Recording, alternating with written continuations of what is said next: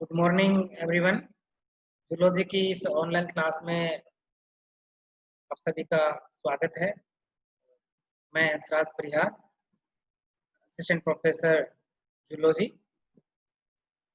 जैसा कि हम इंटर स्पेसिफिक रिलेशंस के बारे में पढ़ रहे हैं और इसके पिछली ऑनलाइन क्लास में हमने पैरासिटिज्म के बारे में भी पढ़ा था कि पैरासिटिज्म क्या होता है, और उसके अंतर्गत हमने पैरासाइट और पैरासाइट के विभिन्न प्रकार के टाइप्स को हमने पढ़ा है। पिछली ऑनलाइन क्लास में हमने ये जाना है कि पैरासाइट है वो अनेक प्रकार के होते हैं, जैसे कि परमानेंट पैरासाइट है, टेम्पररी पैरासाइट है, एक्टोपैरासाइट है, एंडोपैरासाइट है, इंट्रासेलुलर है या इंटरसेलुलर पैरासाइट है, ऑब्लिगेटरी पैरासाइट है, फैकल्टेटिव पैरासाइट है या जू पैरासाइट है, फाइटोपैरासाइट है और हाइपर पैरासाइट है। इस तरह से पैरासाइट के अनेक टाइप्स को हम पढ़ चुके हैं।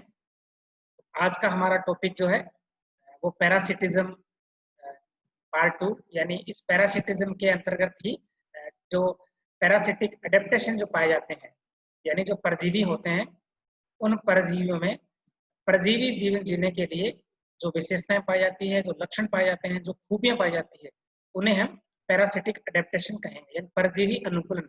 जैसा कि हम जानते हैं कि सभी जीवों में वातावरण के अनुकूल अपने आप को ढालने की प्रवृत्ति पाई जाती है, यानी सभी जीवों में अपने आप को वातावरण के अनुकूल डालने की प्रवृत्ति पाई जाती है, या कहीं योग्यता पाई जाती है, क्षमता पाई जाती है। और जीव अपने आप को जिस वातावरण में रहता है, जिस एनवायरनमेंट में रहता है, उसके अकॉर्डिंग अपने आप को वो ढाल लेता है, वो अडेप्ट हो जाता है। और वातावरण के अनुकूल जीव जब अपने आप को ढाल लेता है, उसी दौरान उस जीव में अनेक प्रकार की विशेषताएं, अनेक प्रकार के लक्षण, अनेक प्रकार की खूबियां उस एनवायरनमेंट के को सहन करने के लिए उसमें डेवलप होती हैं। ये सब अडेप्टेशन या अनुकूलन उनको हम कहेंगे। इसी प्रकार जैसा कि अन्य जीवों में ये अडेप्टेशन पाए जाते हैं, उसी प्रकार हम जानते हैं कि पैरासाइट जो होते हैं वो होस्ट के ऊपर डिपेंड रहते हैं, यानी कि जो परजीवी और परपोषी के बीच का जो रिलेशन है उसे हम पैरासिटिज्म या परजीविता कहेंगे। और परजीविता में एक जीव जो है वो भोजन या आवास के लिए किसी दूसरे अन्य जीव के ऊपर निर्भर रहता है, डिपेंड रहता है। और इन दोनों जीवों में से जिस जीव को लाभ होता है, बेनिफिट होता है, उसे हम पैरासाइट कहेंगे, जिसको हानि होती है उसे हम होस्ट कहेंगे। तो ये परजीवी और परपोषी के बीच का जो रिलेशन है उसे हम पैरासिटिज्म कहेंगे। और जो परजीवी जो लाइफ होती है, जो पैरासिटिक जो लाइफ है पैरासाइट की, उसे जीने के लिए पैरासाइट के अंदर अनेक प्रकार की विशेषताएं, अनेक प्रकार के लक्षण उत्पन्न होते हैं या पाए जाते हैं। ये सभी लक्षण हैं, ये परजीवी अनुकूलन होंगे जो परजीवी को पैरासिटिक लाइफ जीने के लिए उसे योग्य बनाते हैं। तो ये अडेप्टेशन कौन कौन से होते हैं, इनके बारे में आज हम पढ़ेंगे। पैरासाइट के अंदर विभिन्न प्रकार के पैरासिटिक जो अडेप्टेशन पाए जाते हैं, उनको हम मुख्य रूप से हम तीन भागों में डिवाइड करते हैं। एक तो होता है मोर्फोलॉजिकल अडेप्टेशन, आकार आकृति के अंतर्गत जो अनुकूलन या विशेषताएं पाई जाती है वो इसके अंतर्गत आती है। एक होता है फिजियोलॉजिकल अडेप्टेशन, यानी कार्य की अनुकूलन। और एक होता है रिप्रोडक्टिव अडेप्टेशन, यानी प्रजनन के से संबंधित जो अनुकूलन है वो इसमें आते हैं। इस चित्र के द्वारा आप देखिए कि जो पैरासाइट होते हैं उनमें कौन कौन से किस तरह के अडेप्टेशन पाए जाते हैं। मोर्फोलॉजिकल अडेप्टेशन होते हैं, बिहेवियर जो अडेप्टेशन है उनके व्यवहार में पाए जाने वाले अनुकूलन इसके अंतर्गत आते हैं। फिजियोलॉजिकल अडेप्टेशन होते हैं, रिप्रोडक्टिव अडेप्टेशन पाए जाते हैं, लाइफ साइकिल या जीवन चक्र के अनुकूलन होते हैं। इस तरह से पैरासाइट में अनेक प्रकार के पैरासाइटिक अडेप्टेशन पाए जाते हैं। जैसा कि यहाँ बताया गया है कि जो पैरासाइट या परजीवी होते हैं, जैसे फॉर एग्जांपल अपन जैसे प्लेटीहेल्मिन्थेस जो फाइलम होता है, उसके अंदर अनेक प्रकार के पैरासाइट होते हैं, जैसे टीनिया सोलियम होता है, इसी प्रकार जो लियोफिलिक होता है, तो मुख्य रूप से यदि मॉर्फोलॉजिकल अडेप्टेशन की यदि हम बात करें तो बहुत से जो पैरासाइट होते हैं उनका जो शरीर है, उनकी जो मॉर्फोलॉजी है, उनकी जो आकार आकृति होती है वो होस्ट के अकॉर्डिंग होती है। यानी इनका जो शरीर होता है वो या तो फ्लैट होता है, चपटा होता है, यानी या तो ये फ्लैट होते हैं या ये फीते के समान लंबे हो सकते हैं। यानी जिस तरह से जो परपोषी होता है, परपोषी के शरीर में यदि एंडोपैरासाइट हैं तो परपोषी के शरीर में यदि ये निवास करते हैं तो परपोषी के शरीर के अनुसार अपने जो मॉर्फोलॉजी है वो अपने आप को ये धीरे धीरे इनको ढाल लेते हैं। ये तो ये जो पैरासाइटिक अडेप्टेशन इस चित्र में देखिए आप, यहाँ जो ये लिवर फ्लूक है ये टेपर में पित्ताकृमि है, तो ये फ्लैट, इसको हम फ्लैट कह सकते हैं, ये चट्टा होता है और ये फीते के समान लंबा होता है। तो पैरासाइट, सभी पैरासाइट में क्या है कि पैरासिटिक लाइफ जीने के लिए अनेक प्रकार की विशेषताएं, अनेक प्रकार के लक्षण पाए जाते हैं जो कि इनके पैरासिटिक अडेप्टेशन होते हैं। और ये किस किस तरह से हो सकते हैं देखिए आप, जैसे कि थिक क्यूटिकल, यानी जो पैरासाइट होते हैं उनके शरीर के चारों तरफ मोटा क्यूटिकल का आवरण पाया जाता है। जो परजीवी जो होते हैं उनके शरीर के चारों तरफ क्यूटिकल की मोटी परत पाई जाती है, जिस कारण ये अपने आप को परपोषी के शरीर के अंदर है वो सुरक्षित कर सकते हैं, उससे बचाव कर सकते हैं। एक डेवलपमेंट ऑफ अडेसिव ऑर्गन्स, जो पैरासाइट होते हैं उनमें विशेष प्रकार के आसंजन अंग भी पाए जाते हैं। यानी आसंजन अंग वे अंग होते हैं जिनकी सहायता से जो पैरासाइट होते हैं वो परपोषी या कहीं होस्ट के साथ आसानी से वो अटैच हो सकते हैं, उनसे चिपक सकते हैं। तो जो पैरासाइट होते हैं इनके अंदर जैसे विशेष प्रकार के ओरल शक्कर है, उसमें वेंट्रल शक्कर है या एसिटाबुलम है। कुछ पैरासाइट में जैसे स्पाइन भी पाए जाते हैं, कांटे वगैरह पाए जाते हैं, किसी में हुक पाए जाते हैं। तो ये इस तरह की संरचनाएं होती है जो परजीवी को होस्ट के साथ में अटैच करने में, चिपकाने में हेल्प करती है। ये आसंजन अंग कहलाते हैं। तो इन परजीवी जीवों में विशेष प्रकार के आसंजन अंग भी पाए जाते हैं जो कि इन्हें परपोषी या कहें पैरासिटिक लाइफ जीने के लिए इन्हें अडेप्ट बनाती है। एंटी एंजाइम का स्राव भी ये करते हैं, क्योंकि जो कुछ पैरासाइट जो एंडोपैरासाइट होते हैं वो होस्ट के शरीर के अंदर रहते हैं और वहां पर होस्ट की बॉडी से अनेक प्रकार के एंजाइम है वो स्रावित होते हैं। तो उन एंजाइम से बचने के लिए, अपने आप को सुरक्षित करने के लिए जो पैरासाइट होते हैं, पैरासाइट अनेक प्रकार के एंजाइम निकालते हैं। यानी परपोषी के एंजाइम से बचने के लिए जो पैरासाइट एंजाइम स्रावित करता है उसे हम एंटी एंजाइम कहेंगे, जो कि होस्ट के एंजाइम को न्यूट्रल कर देता है, उदासीन कर देता है। इस तरह से पैरासाइट एंटी एंजाइम स्रावित करके अपने आप को जो है वो सेव करता है। ये भी एक प्रकार का अनुकूलन होता है। और इन पैरासाइट के अंदर जो लोकोमोटरी ऑर्गन्स होते हैं या कहें जो गमन अंग होते हैं वो नहीं पाए जाते हैं, क्योंकि ये ऐसे स्थान पर रहते हैं जहाँ पर इन्हें भोजन है वो आसानी से इनको उपलब्ध हो जाता है। तो गमन अंग की आवश्यकता इन्हें नहीं होती है। तो अधिकांशतः पैरासाइट में लोकोमोटरी जो स्ट्रक्चर होती है वो नहीं पाई जाती, एब्सेंट होती है। इसी प्रकार एब्सेंस ऑफ सेंसरी ऑर्गन, इनके अंदर जो संवेदी अंग जो होते हैं वो भी नहीं पाए जाते हैं, क्योंकि जो पैरासाइट जिस वातावरण में रहते हैं वहाँ का वातावरण जो है लगभग शांत होता है, या कहें तो एंडोपैरासाइट जो होते हैं मुख्यतः वो शरीर प्रपोषी के शरीर के अंदर रहते हैं और अंदर रहने के कारण वहाँ का जो एनवायरनमेंट है काफी स्थिर होता है। तो वहाँ संवेदी अंगों की कोई आवश्यकता नहीं होती है। तो संवेदी अंग भी बहुत से पैरासाइट में नहीं पाए जाते। इसी प्रकार एलिमेंट्री कैनाल भी और डाइजेस्टिव ग्लैंड ये भी पैरासाइट में नहीं पाए जाते हैं, या अगर कुछ में पाए जाते हैं तो वो पूर्ण रूप से विकसित नहीं होता है, क्योंकि जो पैरासाइट हैं वो ये भोजन के लिए यदि किसी होस्ट के ऊपर डिपेंड है तो उस होस्ट से ये डाइजेस्टेड फूड को ग्रहण करते हैं अधिकतर। यानी ये पचा हुआ भोजन है वो ग्रहण करते हैं। उस भोजन को पचाने के लिए डाइजेस्टिव ग्लैंड या एलिमेंट्री कैनाल की आवश्यकता ही नहीं है।